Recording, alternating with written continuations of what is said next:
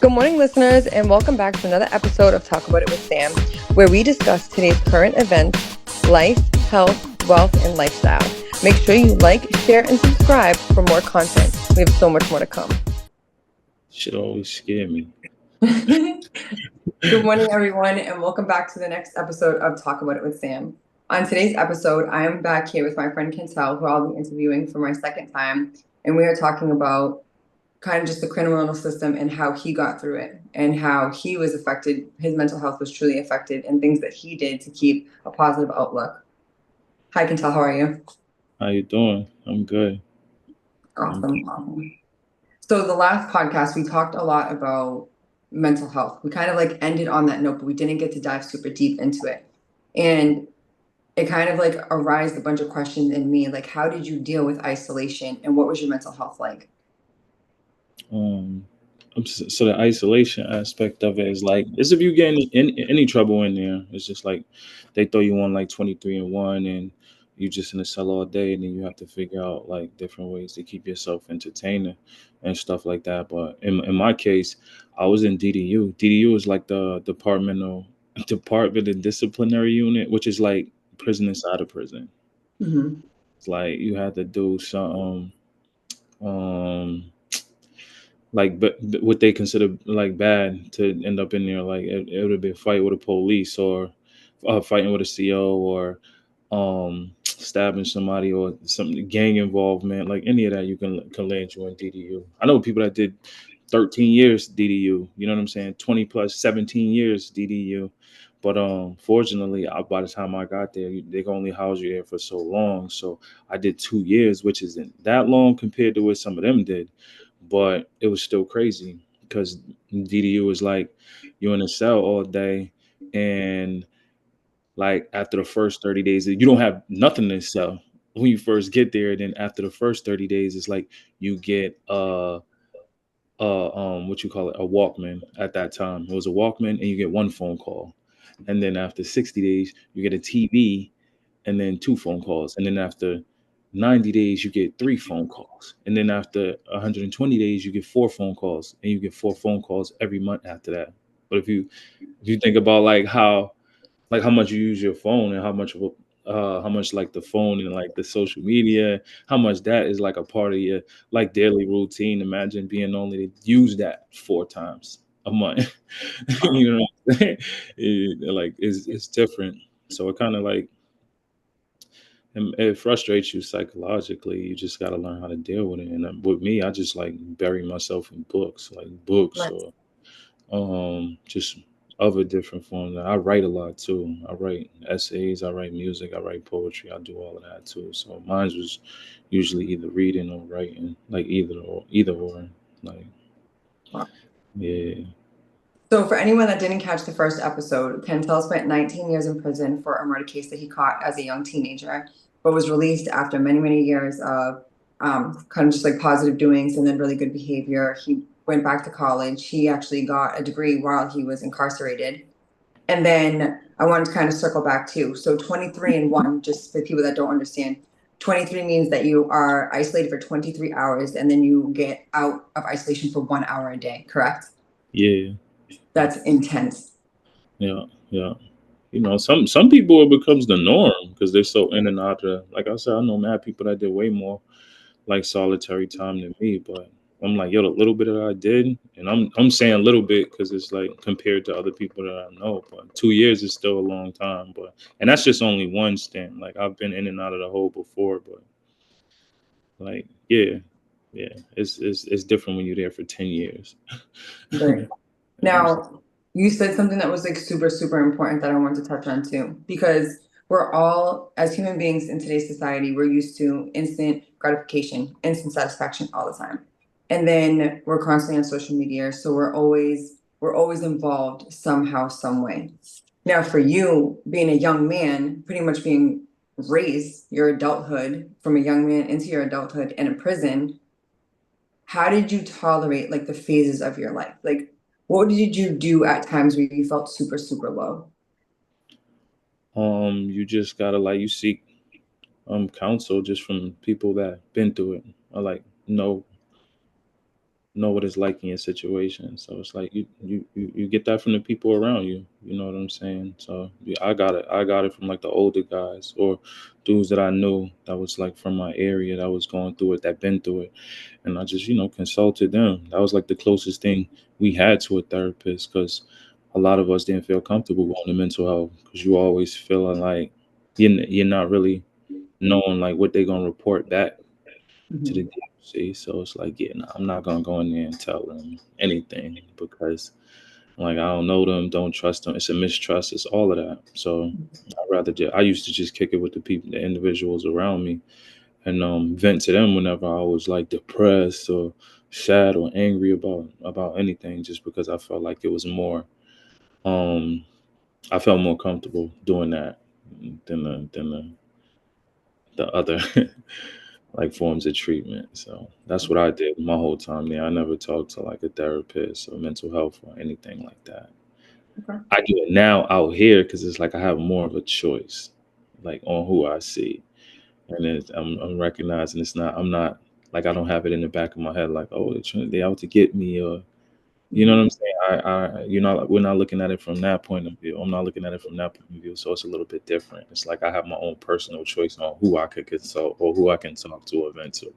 So yeah, that's the Wow. difference. That's beautiful too, because I'm glad to hear that. I'm glad that you were willing to express that. So you do currently go to therapy. Yeah, yeah, yeah. Do I do. you think that it's helped you? Yeah, in a sense. Yep, yep.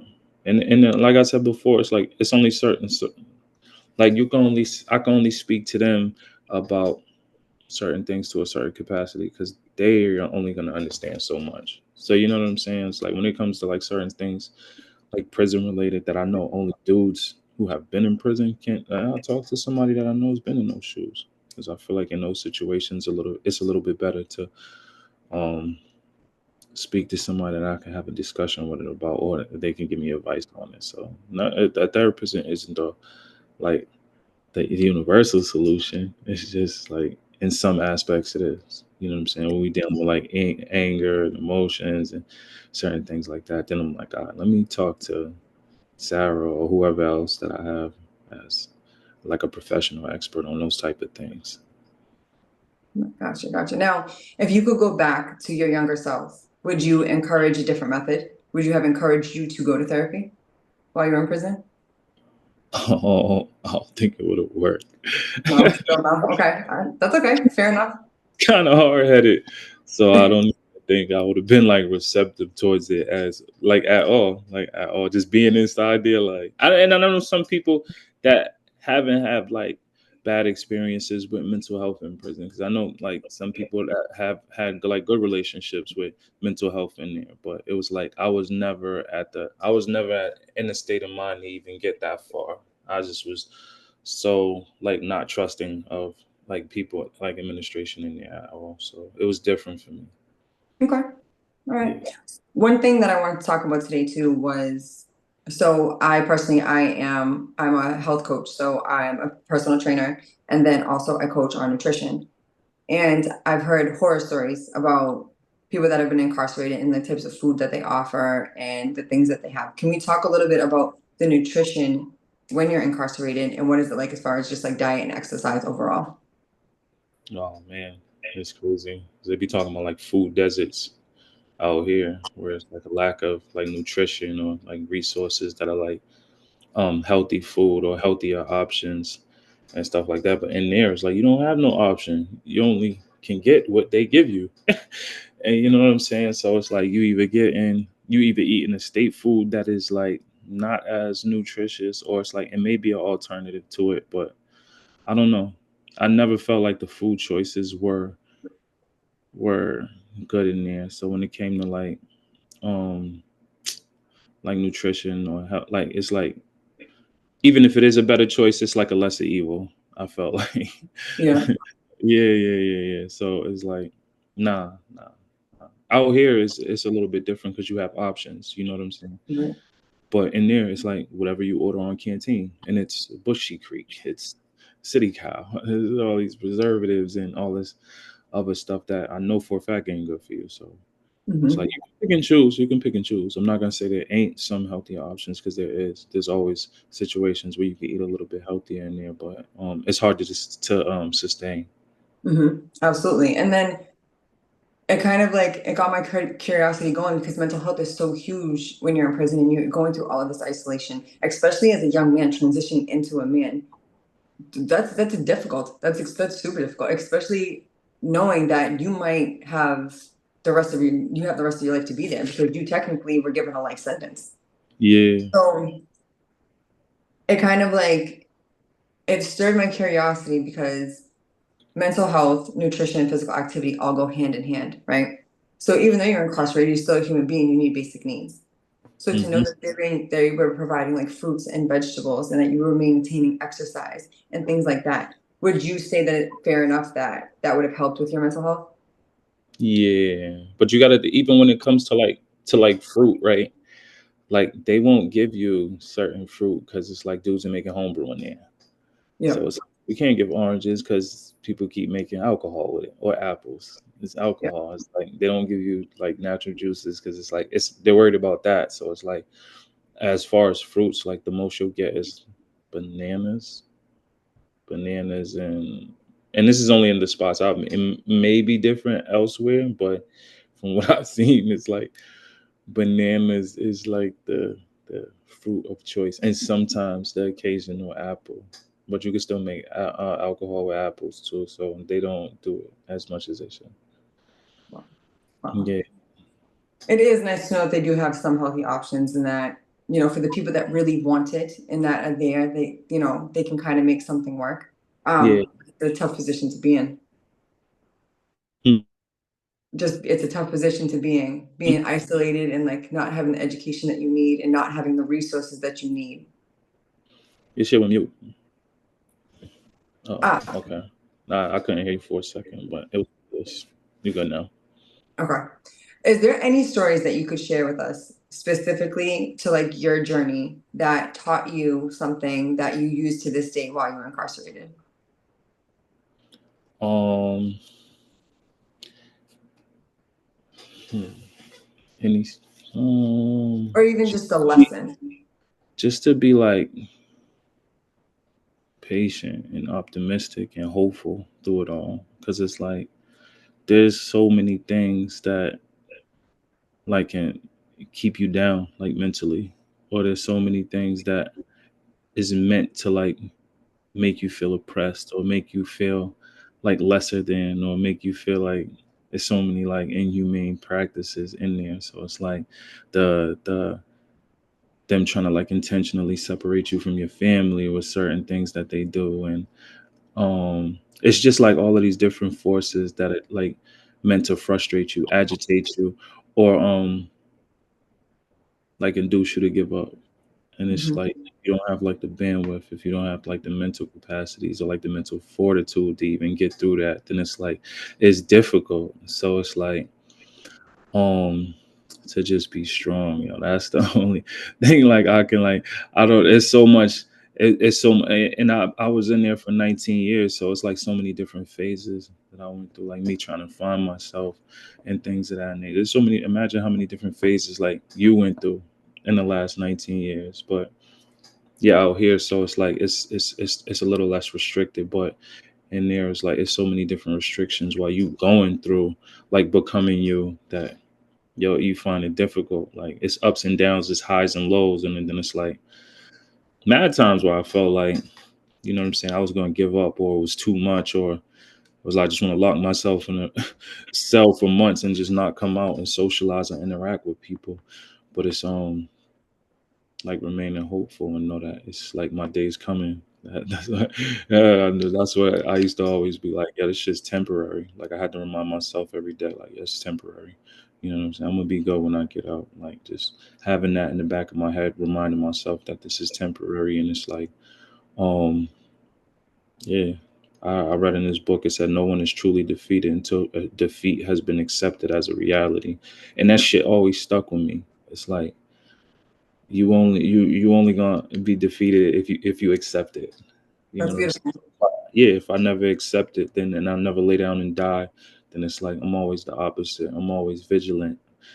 about getting back out there. So it was like I was always preparing myself for release.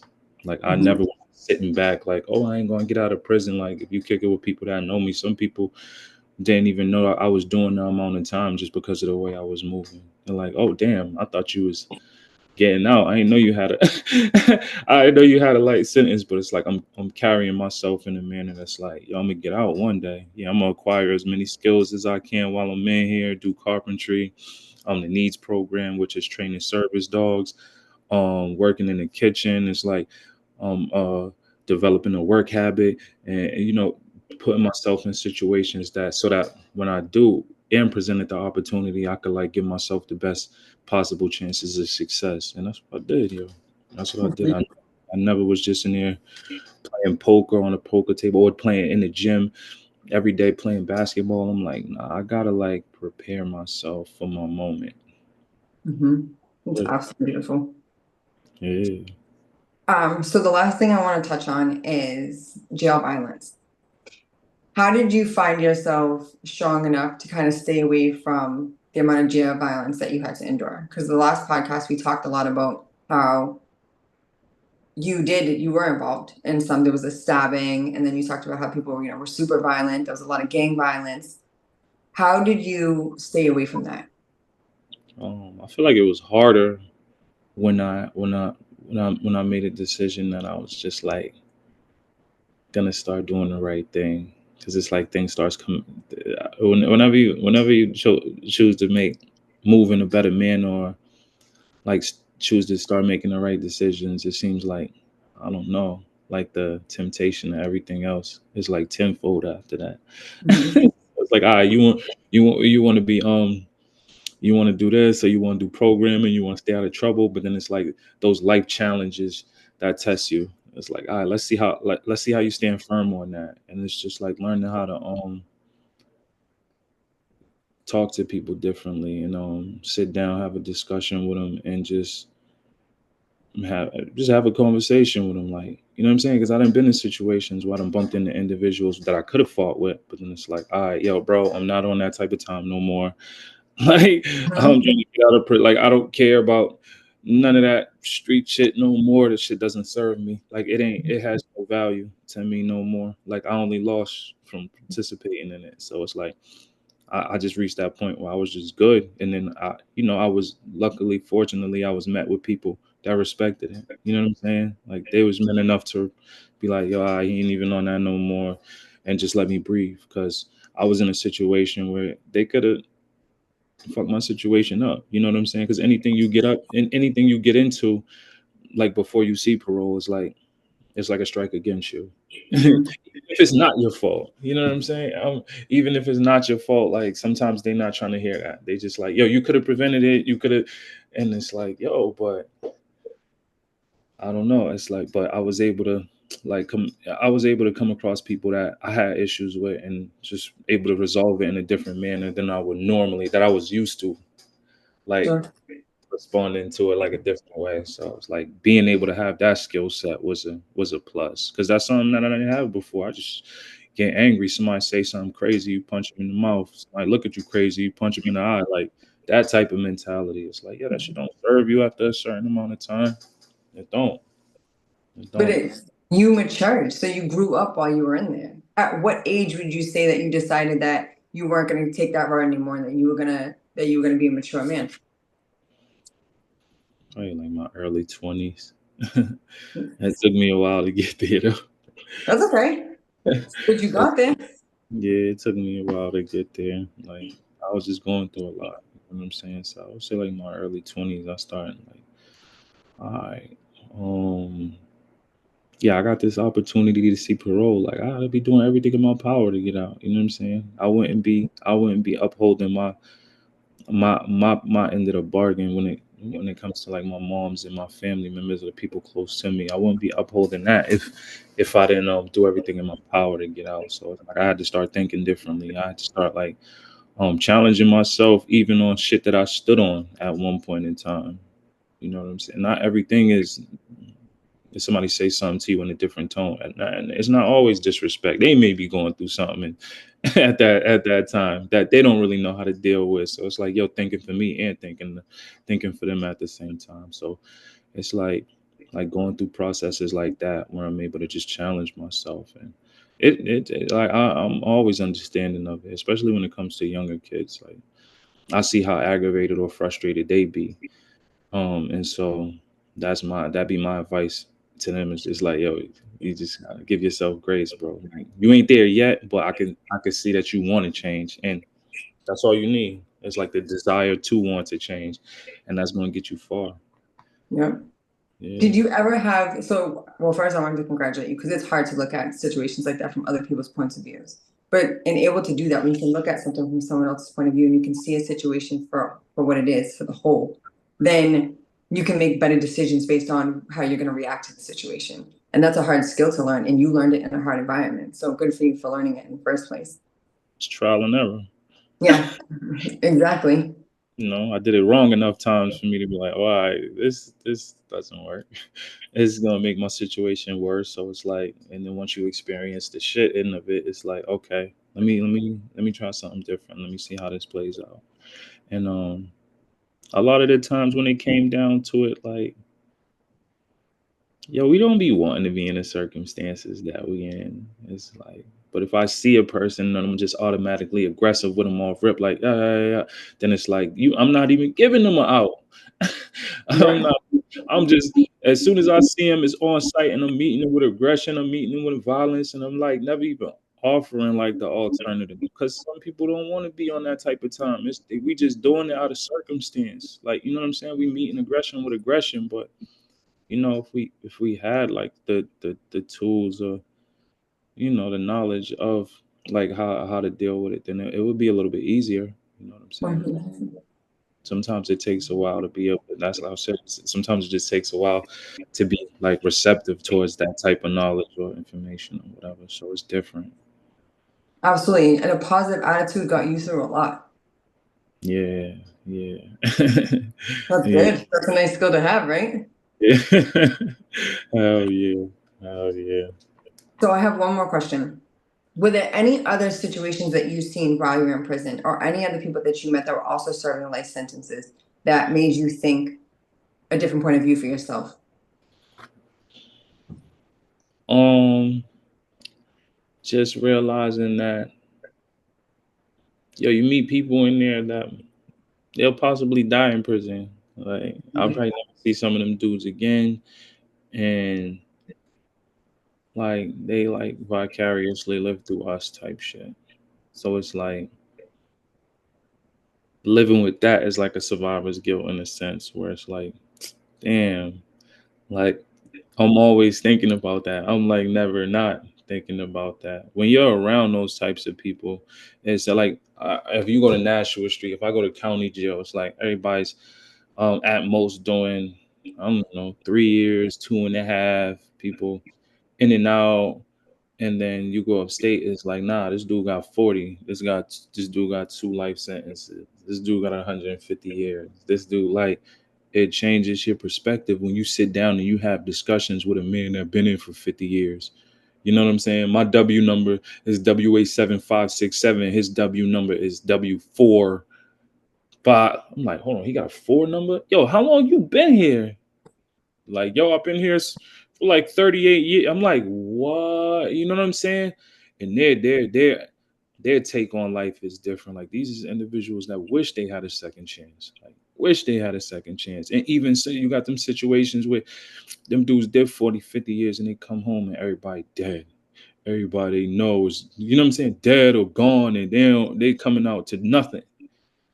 So it's like I think about all that shit a lot. I think about all that shit a lot. And I just be grateful, you know what I'm saying, that I'm able to do 19, go in at 16 and come out at 35 still in my prime and still be able to thrive like on a high level. Like not everybody has that opportunity, you know what I'm saying? Not everybody has that opportunity. Yeah, so to come from that and just like come from that understanding of what it was, what it could be, and what it is now. Like, nah.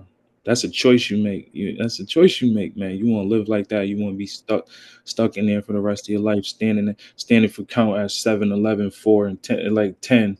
Like you getting your 3 meals that you can't eat fruit. You only being fed bananas. Your mental health fucking sucks, and you sign up. You put in a slip to see the nurse, and they don't come to see you for 2.5 weeks, and it's something really fucked up with you. Like that's a choice you making to be like somebody. When some people out here don't know that what they signing up for. They not rapping about like, oh, if you the shit.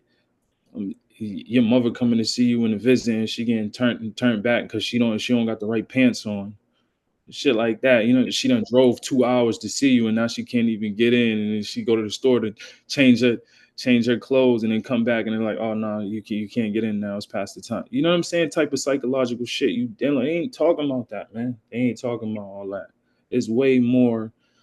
It's way more that you go through psychologically in there that people don't talk about or people don't speak of just because of like their harm, their hurt, or whatever. And so it's different, man. Once you have that understanding and you've been there, you've been in the trenches, you've been in the mud, and you experienced it, then it's like it's different.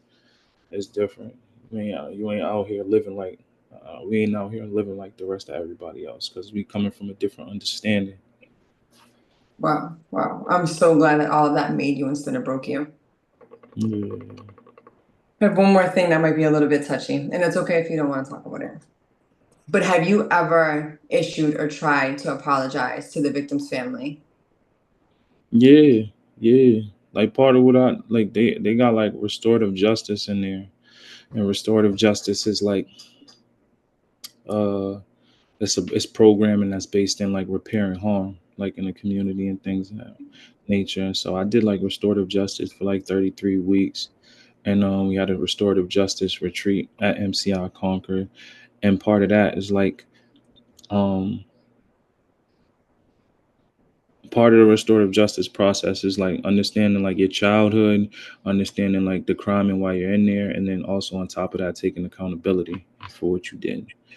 So and that just looks like various things, but in my case it was you could write a letter to the persons that you feel like you've harmed, and that's like one of the exercises in the program, and I did it, and I wasn't able to give it to like the dude's family because his mother and his father passed away. But I met his uncle through like because we was doing different like cultural events in there like Kwanzaa, Juneteenth, and things of that nature. And I was able to meet his uncle because his uncle is like an active uh, person in the community. And he came in and spoke to us, not even knowing who I was. And then I introduced myself, told him who I was, and he was so forgiving. He was so forgiving, like genuine, like, yo, you good. I see what you in here doing. I see that you changed your life around. And like, yo, when you go for parole, I'm gonna write a letter for you. And I'm like, oh, all right. Like, not even thinking like he was actually gonna do it. And I went for parole twice, and he wrote a letter for me twice. You know what I'm saying? Wow. So I was like, yeah, but it's all about just like showing like the genuine change and the transformation and things of that nature. And that's like part of what restorative justice is like taking accountability. And when we did the retreat, I did like a public apology, not only to his family, but like to the community, because that shit affects everybody just in an impactful way. So it's like recognizing that, like recognizing the ripple effect of an action like that, and working at it. It's like, of course, there's regret, but then it's like, all right, how do we repair harm and like live through that regret and make it meaningful? And that's part of what I do right now. I work for Transformational Prison Project, and I go inside DYSs and I'm talking to the young dudes that's like 16, 17, 15, and they locked up for murders. You know what I'm saying? I sit with them and kick in and have those discussions with them now because I didn't have that when I was in there. Fuck, I didn't have that when I first got locked up. Like somebody to consult or ask for advice on certain things. I didn't have that. I was in at that time. I got locked up in Plymouth, and I'm way out in Plymouth. Ain't nobody coming to see you in Plymouth. Mhm. The only person that came to see me while I was in there was my mother, and that was it. You know what I'm saying? So it's like they're in a better position as far as that because they got a lot more resources than we had back then, and policies have changed and laws have changed. So things is a little bit different now. But yeah, yeah, that's I just I try to pay it back. That just by just being a better person. That's all. That's all we can do.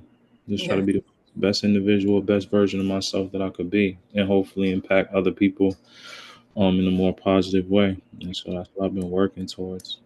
Not easy. no, but you're doing it. Definitely not easy. You know what I'm saying? Definitely not easy, but we doing it.